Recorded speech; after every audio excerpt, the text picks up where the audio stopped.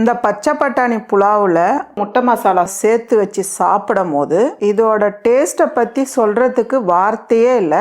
அந்த அளவுக்கு அட்டகாசமாக இருக்கும். இப்போ ரொம்ப ஈஸியாக இது ரெண்டும் எப்படி சேர்த்து நம்ம பார்க்கலாம். இப்போ ஒரு மிக்ஸி ஜாரில் ஒரு 6 பல்லு பூண்டு எடுத்துக்கலாம், ஒரு 5 பீஸ் இஞ்சி துண்டு எடுத்துக்கலாம். இதை சேர்த்துடலாம். கூடவே 6 பச்சை மிளகா உங்கள் காரத்துக்கு ஏற்ற மாதிரி சேர்த்துக்குங்க. 1 டீஸ்பூன் அளவுக்கு மிளகு, கூடவே ஒரு 1/4 கைப்பிடி அளவுக்கு கொத்தமல்லி, லைட்டாக தண்ணி சேர்த்து இதை அரைச்சி எடுத்துக்கலாம். இந்த அளவுக்கு அரைச்சி எடுத்துக்கோங்க. ரொம்ப நைஸாக அரைக்க வேண்டாம். 1-2 மிளகு இருந்தால் பரவாயில்ல. இப்போ ஒரு கடாய் வச்சுக்கலாமா. கடாய் சூடானதும் 2 டீஸ்பூன் அளவுக்கு நெய் சேர்த்துக்கலாம். கூடவே 1 டேபிள் ஸ்பூன் அளவுக்கு எண்ணெய் சேர்த்துடலாம். எண்ணெயும் நெய்யும் சூடானதும் 1 டீஸ்பூன் அளவுக்கு ஜீரகம், ஒரு 10 முந்திரி, ஒரு பிரியாணி இலை 2ஆக கட் பண்ணியிருக்கேன், ஒரு ஸ்டார் பூ, கொஞ்சமாக பட்டை, 3 கிராம்பு இதை சேர்த்துடலாம். சேர்த்துட்டு முந்திரி லைட்டாக செவந்து வர வரல நல்லா வதக்கிடுங்க. இந்த அளவுக்கு செவந்து வர டைமில் 2 பெரிய வெங்காயம் நீளமாக கட் பண்ணியிருக்கேன், இதை சேர்த்துடலாம். கூடவே ஒரு பச்சை மிளகா 2ஆக கட் பண்ணியிருக்கேன், இதையும் சேர்த்துக்கலாம். வெங்காயம் சேர்த்து ஃபஸ்ட்டு நல்லா வதக்கிடுங்க. பாருங்கள், வெங்காயம் இந்த அளவுக்கு வதங்கி வர டைமில் நம்ம அரைச்சி வச்சுருக்க இஞ்சி, பூண்டு, பச்சை மிளகா, கொத்தமல்லி, மிளகு இதை சேர்த்துடலாம். இதையும் சேர்த்துட்டு நல்லா பச்சை வாசனை போகிற அளவுக்கு நல்லா வதக்கிடுங்க. இஞ்சி பூண்டு பேஸ்ட்டெல்லாம் சேர்த்து ஓரளவுக்கு நல்லா வதக்கிட்டோம். இது கூடவே 200 கிராம் நான் பச்சை பட்டாணி எடுத்து உரித்து கழுவி வச்சுருக்கேன். சப்போஸ் உங்களுக்கு பச்சை பட்டாணி இல்லாத காலத்தில் காஞ்ச பட்டாணி எடுத்து நல்லா ஒரு 8 மணி நேரம் 7 மணி நேரம் ஊற வச்சு மறுநாள் வேக வச்சு இதே டைப்பில் செய்யலாம். இப்போ சீசன் தான், அதனால நிறைய கடைகளில் கிடைக்கும். இந்த டைமில் பச்சை பட்டாணி சேர்த்துக்கலாம். பச்சை பட்டாணி சேர்த்து ஒரு 2 நிமிஷத்துக்கு நல்லா வதக்கிடுங்கம்மா. பச்சை பட்டாணி சேர்த்து ஓரளவுக்கு நல்லா வதக்கிட்டோம். அவ்வளோதான். இப்போ தண்ணி சேர்த்துக்கலாம். இந்த கப்பால் 2 கப்பு நான் பாஸ்மதி ரைஸ் எடுக்கிறேன். அதுக்கு 1 கப்பு ரைஸ்னால் 1.5 கப்பு தண்ணி, அதுக்கு 3 கப்பு தண்ணி சேர்க்க போகிறோம். தண்ணி சேர்த்துட்டு கூடவே தேவையான அளவு உப்பு சேர்த்துடலாம். 1/2 டீஸ்பூன் அளவுக்கு கரம் மசாலா சேர்த்துடலாம். உப்பு, கரம் மசாலா சேர்த்து கலந்து விட்டுருங்க. ரொம்ப நேரம் கொதிக்க வேண்டியது இல்லை, கொஞ்சம் நேரம் விட்டால் போதும். பபிள்ஸ் வந்தால் நம்ம அரிசி சேர்த்துக்கலாம். கொதிச்சுட்ருக்கு, நம்ம பார்க்கலாம். ஃபுல்லாக கொதிக்க வேண்டியதில்லை, இந்த அளவுக்கு கொதி வந்தால் போதும். நான் எந்த கப்பில் தண்ணி சேர்த்துருக்கோமோ அதே கப்பில் ரைஸ் எடுத்துருக்கோம். பாஸ்மதி ரைஸ் 2 கப்பு எடுத்து ஒரு 10 நிமிஷம் ஊற வச்சுருக்கேன். இதை சேர்த்துக்கலாம். தண்ணி வடிகட்டி சேர்த்துக்குங்க. அரிசி சேர்த்துட்டு கூடவே 1/2 லெமனும் அரிசியும் சேர்த்துட்டு லைட்டாக கலந்து விடுங்க.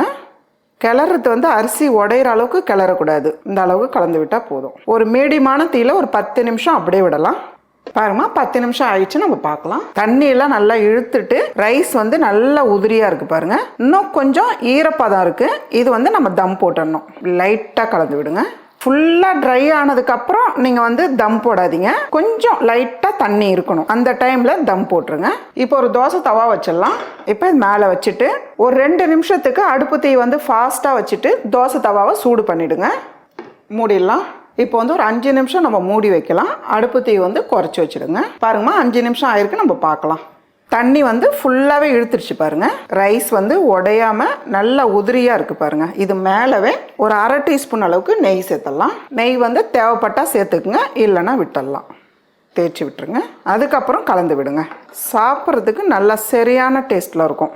அவ்வளோதாம்மா, நல்ல ஒரு டேஸ்டான பச்சை பட்டாணி புலாவ் ரெடி. இதை போல் ஒரு முட்டை மசாலா செஞ்சு சூடான சாதத்தில் போட்டு பிசைஞ்சு சாப்பிடும் போது அடாடாடா அட்டகாசமாக இருக்கும். இப்போ ஒரு பேன் வச்சுக்கலாமா. பேன் சூடானதும் 1 டேபிள் ஸ்பூன் மல்லி சேர்த்துடலாம். கூடவே 1 டேபிள் ஸ்பூன் மிளகு சேர்த்துக்கலாம்.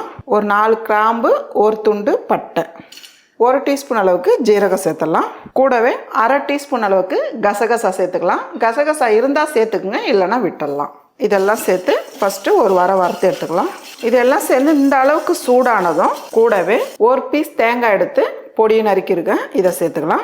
ஒரு 10 காஞ்ச மிளகாய் உங்கள் காரத்துக்கு ஏற்ற மாதிரி சேர்த்துக்குங்க. 5 பல்லு பூண்டு எடுத்து பொடியை நறுக்கிடுங்க, இதையும் சேர்த்துருங்க.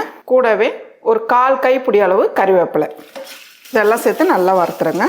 கறிவேப்பிலை ஃபஸ்ட்டு நல்லா கழுவிட்டு துணியில் நல்லா தொடச்சி எடுத்துக்குங்க. ஈரப்பதம் இருக்கக்கூடாது. பாருங்கம்மா, நம்ம சேர்த்துருக்க பொருள் எல்லாமே நல்லா வரப்பட்டுருக்கு.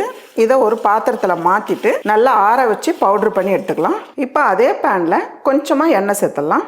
நான் 6 முட்டை எடுத்து வேக வச்சு தோல் எடுத்து வச்சுருக்கேன். இப்போ ஒரு முட்டை இதில் சேர்த்துடலாம். முட்டை சேர்த்துட்டு 1/4 டீஸ்பூன் அளவுக்கு மிளகாய் தூள் சேர்த்துக்கலாம். லைட்டாக மஞ்சள் தூள் சேர்த்துக்கலாம். உப்பு கொஞ்சமாக சேர்த்துக்கலாம். இப்போ இதெல்லாம் சேர்த்து நல்லா அப்படியே பெரட்டி விடுங்க. அடுப்பு தீ குறைச்சி வச்சுடுங்க, ஃபாஸ்ட்டாக வைக்காதீங்க. முட்டை டக்குன்னு தெறிக்கும். முட்டை லைட்டாக கலர் மாறினா போதும். இப்போ நம்ம எடுத்துடலாம்.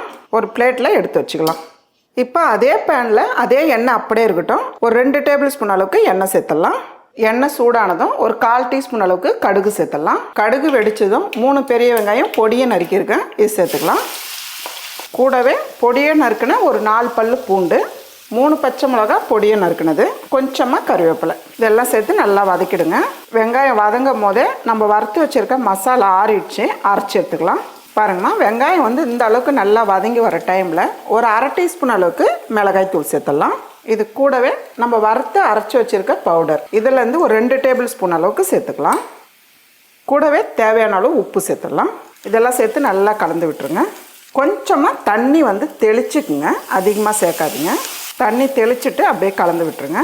பாருங்கம்மா, நம்ம தெளிச்சிருக்க தண்ணி வந்து கொஞ்சம் நல்லா ட்ரை ஆயிடுச்சு. அதே போல் வெங்காயமும் நல்லா வதங்கியிருக்கு பாருங்கள். இந்த தண்ணியிலே கொஞ்சம் வெங்காயம் வெந்துடும். அவ்வளோதான். இந்த டைமில் நம்ம மசாலாவில் பெரட்டி வச்ச முட்டை எடுத்து நான் வந்து கட் பண்ணி வச்சுருக்கேன். உங்களுக்கு எப்படி ஷேப்பு தேவைப்படுதோ நீங்கள் அதுக்கேற்ற மாதிரி கட் பண்ணிக்கலாம். இப்போ இந்த முட்டை சேர்த்துடலாம். முட்டை சேர்த்துட்டு ரொம்ப நேரம் இருக்க வேண்டியதில்லை. இப்படி ஒரு பெரட்டு, அப்படி ஒரு பெரட்டு.